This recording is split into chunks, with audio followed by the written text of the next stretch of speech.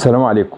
التواصل بين الاجيال، دايما بنتكلم بنقول التواصل بين الاجيال. التواصل بين الاجيال ليه؟ احنا عندنا اجيال متفارقه، جيل الشباب وجيل الوسط وجيل الشيوخ، كل جيل بيسلم جيل، كل جيل له دور، وتتبدل الادوار بتبدل الاعمار. يعني لازم كلنا نبقى عارفين سواء جيل شباب او جيل وسط او شيوخ ان احنا كلنا محتاجين بعض، كلنا بنسلم الادوار، كلنا بنسلم المهام، يبقى تتبدل الادوار بتبدل الاعمار في التواصل بين الاجيال.